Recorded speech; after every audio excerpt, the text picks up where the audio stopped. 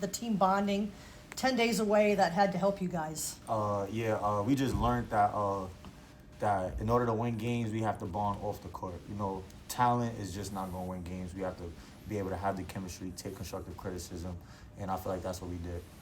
What are you most looking forward to, tomorrow against Oklahoma? Really good team. Just tell us about, what's going through you guys' minds. We got to be super physical. We got to be the team that hit first. Let them know we here. We got to rebound. We got to clean up our rebounding, and we got to clean up our interior defense. So that's what we've been focused on this week. Can you talk about your leadership? It seems like the guys really, really respond to you and your message. Sometimes it's better coming from a player than the coach all the time. So can you kind of talk about how you've developed that rapport with your teammates and how they respond to you? I always tell them, like, I've been here before. I've gone through everything, the ups and downs in college. Like, if there's something you have to go through in college, I've been through it. So I always tell them, like, yo, like, it's going to be okay. Like, look at me. Like, you know what I'm saying? You're going to be all right. So just like that. Bobby was telling us that sometimes he'll come to you before practice and say, hey, I'm going to yell at you today just to set the standard. Yeah. What was that process kind of like at first? Just did you come to him and say, I can be that punching bag for you if you need, or how did that work out? Nah, I grew up getting coached like that, so it's a regular day. You know what I'm saying? You need somebody to be mad at, just be mad at me. That's the East Coast part of you? That's the New Yorker. Yeah. Can you walk us through what was kind of going through your mind and late in those games against Texas, against Washington State? Bobby spoke very, very highly of how he felt like you were finding your own shot late in those games. It just felt like I was super confident out there. Coach Hurley gave me the confidence to be able to play through my mistakes. I made a lot of mistakes throughout those games, and he just gave me the confidence to just keep going. Even when I mess up, he had subbed me out for 2 minutes, and I just get back to it. So just the confidence he given me, and a leash I got to just lead the team and be that hand coach on the court. And Bobby talked a lot about how you are kind of a general sometimes on the floor and set other guys up. But I want to get your perspective on what do you feel like you learned from this team after this week in Hawaii? That our character is like resilience, hard work, gritty, scratch and claw. But that's a good character to have. But I feel like in order to be a tournament team, you have to dominate teams. So I told them instead of coming back down 10 and all of that being the thrill in the game, that's super fun. That's what basketball is. But I feel like basketball is more fun when you dominate. So that's been the emphasis this week. Bobby talked about some areas of improvement being defense and rebounds. How do you feel that the team can improve on that through the rest of the non-conference slate and into conference play?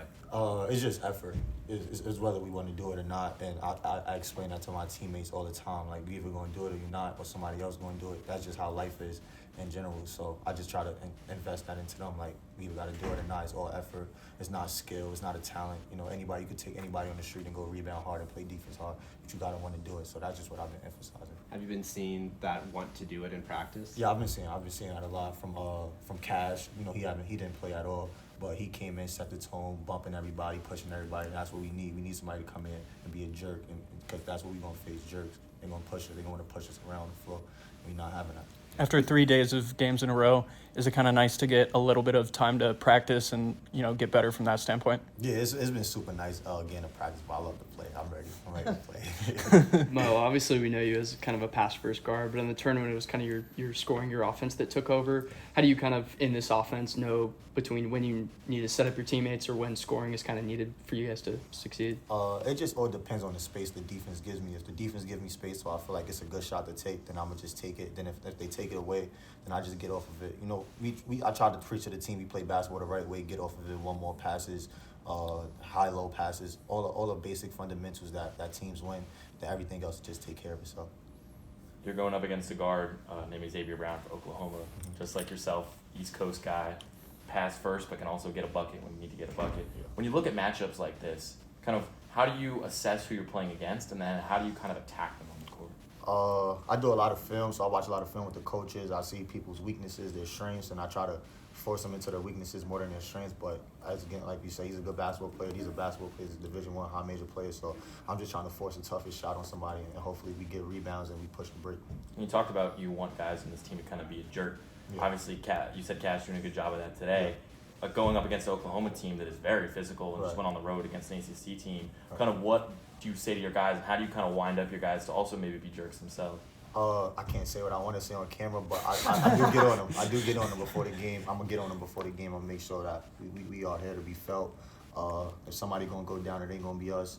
If somebody gonna bleed, it ain't gonna be us. So that's just what I'm trying to emphasize. Like we ain't going down. Like we gonna be fouling before we lose. So. And have you seen anybody on the team really take that message? Anybody that's really grown over the first few weeks from somebody who might have been a little puppy dog, now more of a bulldog? Y'all be surprised. Samba likes to turn it on and off when he wants, but he's so good. I need him to keep it on all the time. Like I feel like we don't have enough time to have you turn it on and off. So I've been on him about just practice how you play. You can't practice soft and then come in the game play hard. So if you practice hard, yeah, I mean I know he's tired and stuff, but you just got to get through it because if you want to play at the next level, nobody cares. So I just told him if you want to practice hard, you got to play hard, and you're gonna play good. And Mo, Marcus Adams has had kind of a slow start to the season, getting his feet under him. Do you see that big moment coming for him in the near future? Oh, for sure. I'm not worried about Marcus at all. He played a little bit in the Hawaii trip, but after we got back, I spoke to coach and we make Marcus run 17s after practice, and we make him do another running drill, and then we make him shoot after, and then he do that, and then he come work out in the morning. So it's just all about him getting used to it. You know, still coming back from injury. It's his first time playing against high major comps, so we just got to reel him in slowly. So I'm not worried about Marcus. He's gonna be good. Building on to a previous question, I mean, Oklahoma plays physical. Guys at times have had a little bit of trouble with fouls. What's kind of been the message to kind of lower that aspect? Just try not to foul. That's what it is. Like I don't want to lose. Like if we got a foul, to not let them score and they miss free throws, and that's so be it. You know, it's hard to win a college basketball game. So whatever it is, we got to do to win. If we got to sit somebody down, we got to sit somebody down. If we got to foul 4 times in a row, they miss 3 free throws each or 2 free throws each. It don't matter as long as we get them over the win. Earlier in the year, you were talking to us about how Masamba's kind of your roommate on the road. Spending a week in Hawaii rooming with him, what did you learn about him or learn from him, or how did that relationship grow? I learned his language, Wolof. I don't know it right now, but like I was asking him about it. I was Googling the thing because I heard him talking on the phone because he always talking to his family and stuff. So I heard him, I was asking him about his language and stuff. I was asking him what he eat and stuff like that. It's just a bunch of Wolof food.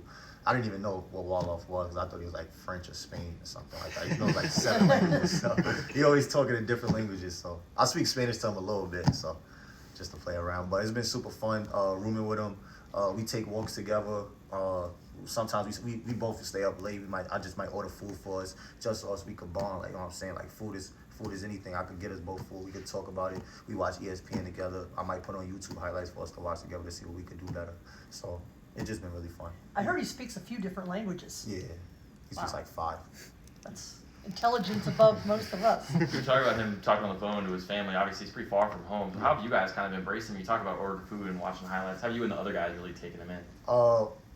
Sometimes like late night we might order food, me and him, and then other days or other nights we might just, like a group of us, maybe 5, 6 of us might just, in Hawaii we would stay by the beach, so we would just walk on the beach and we would just listen to music and we would just chop it up, talk about life, goals, basketball, our individual goals, team goals, stuff like that, our family and stuff like that. How important is that type of time, not just with him, but with your entire team, to facilitate the bonding process? Because a lot of these guys didn't get here till late. Yeah, that's super important to me because I feel like if we bonding off the court like that, we could criticize the person the right way and the person could take the right criticism away because he know where we coming from and he know it's all love and we all trying to get better. So I feel like that's super important, as if we just playing basketball together and we criticizing everybody. You want to think somebody maybe hating on you or just always got something to say, as if, well, you know somebody coming from, you want them to be better. And when we have them heart-to-heart talks, like you really know where somebody coming from. So when somebody gets yelled at, like we just, all right, we got you, we got each other. So